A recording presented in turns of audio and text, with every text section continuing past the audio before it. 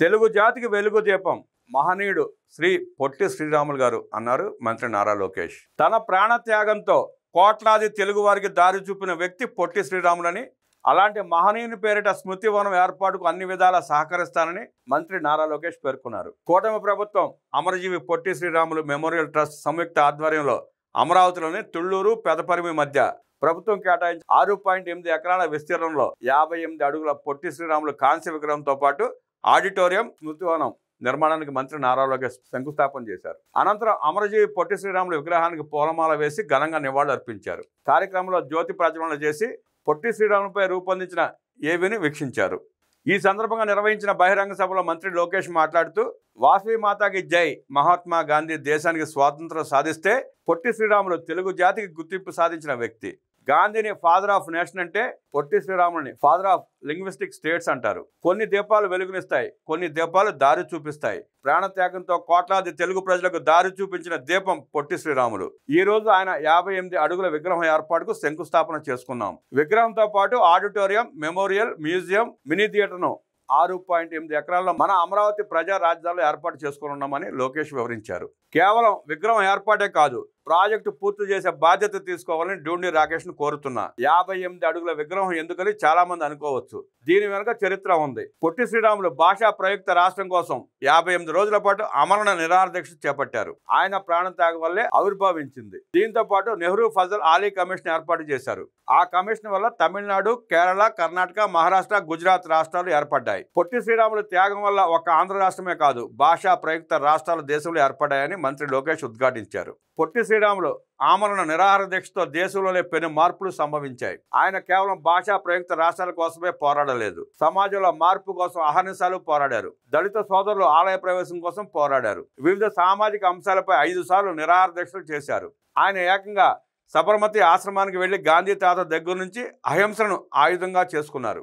పొట్టి శ్రీరాములు లాంటి వారు 10 మంది ఉంటే చాలు, దేశానికి స్వాతంత్రం ఒక్క ఏడాదిలోనే వస్తుందని గాంధీ తాత సైతం వ్యాఖ్యానించారంటే శ్రీరాములు నిబద్ధతను అర్థం చేసుకోవచ్చని లోకేష్ పేర్కొన్నారు. శ్రీ పొట్టి శ్రీరాముల గురించి పాఠ్యాంశాల్లో చదువుకున్నాం, కానీ ఆయన చేసిన కార్యక్రమాల వెనుక ఎంతో ఆలోచన, త్యాగం ఉందని అర్థం చేసుకోవాలి. దాని నుంచి చాలా నేర్చుకోవాల్సి ఉంది. నమ్ముకున్న సిద్ధాంతం కోసం జీవితం త్యాగం చేశారు శ్రీరాములు. ఒక్క మార్కు తక్కువ వస్తే విద్యార్థులు ఆత్మహత్యలకు పాల్పడుతున్న రోజులు చూస్తున్నాం. పొట్టి శ్రీరాముల దగ్గర నుంచి పట్టుదల, కమిట్మెంట్ నేర్చుకోవాలి. మనం ఏదైనా సాధించాలనుకుంటే తొలి అడుగు వేస్తే సమాజం మొత్తం మన వెనక ఉంటుంది. ఇప్పుడు ప్రదర్శించిన వీడియోలో అదే చూసాం. ఆయన దీక్షకు కూర్చున్నప్పుడు చాలా మంది రాలేదు. ఎప్పుడైతే ఆయన ఆరోగ్యం క్షీణించడం మొదలైందో ఆంధ్ర రాష్ట్రం మొత్తం ఆయన వెనక నిలబడిందని లోకేష్ భావోద్వేగంతో వివరించారు. ఇన్ని దశాబ్దాలైనా ఈ రోజు ఆయనను గుర్తు చేసుకుంటున్నామంటే ఆయన చేసిన త్యాగం వల్లే. మనం ఏ కార్యక్రమం చేసినా ఆయనను గుర్తు చేసుకోవాలి.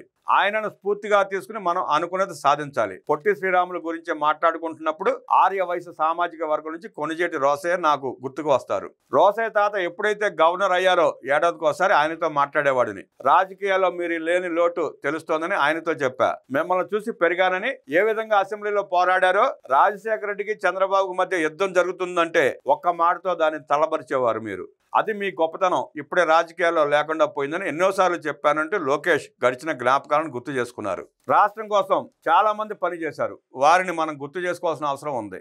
ఈ రోజు స్మృతివనం ద్వారా మనం కేవలం వీడియోలు, ఫోటోలు మాత్రమే కాకుండా ఒక చైర్ కూడా ఏర్పాటు చేసి పొట్టి శ్రీరాములు సమాజానికి ఏ విధంగా పనిచేశారో దానిపై అధ్యయనం చేయాల్సిన అవసరం ఉంది. దానికి వేదికపై ఉన్న పెద్దల సహకారం కోరుతున్నా. ఇప్పుడు ప్రదర్శించిన వీడియోలో పెద్దగా ఫోటోలు లేవు. ఆయన ఫోటోలని సేకరించాలి. లైబ్రరీ నుంచి బుక్స్ తీసుకొచ్చి వాటిని కాపాడుకోవాల్సిన అవసరం ఉంది. స్మృతివనం నిర్మించడమే కాదు, ఒక చైర్ ఏర్పాటు చేసి ఆయన చరిత్రపై అధ్యయనం చేయాల్సిన అవసరం ఉందని లోకేష్ ప్రతిపాదించారు. పాదయాత్ర చేసినప్పుడు అమరావతిలో పొట్టి శ్రీరాములు విగ్రహం ఏర్పాటు చేయాలని ఆర్యవైశ్య సోదరులు కోరారు. అప్పుడే హామీ ఇవ్వడం జరిగింది. ఇది కమిట్మెంట్ మాత్రమే కాదు, ఇది నాకు ఎమోషన్. పాదయాత్రలో మిమ్మల్ని కలిసిన తర్వాతనే ఆయన గురించి తెలుసుకున్నాను. అందుకే ఒక ఎమోషన్తో మేమందరం పనిచేస్తున్నాం. అన్ని రకాలుగా ట్రస్ట్కి మేము సహకరిస్తాం, నిలబడతాం. కలిసికట్టుగా ముందుకెళ్లి ఎవరో ఊహించినట్టుగా అద్భుతమైన స్మృతివనం ఏర్పాటు చేయాలని కోరుకుంటున్నాను. అమర్ రహే పొట్టి శ్రీరాములని లోకేష్ భావోద్వేగంతో ప్రకటించారు.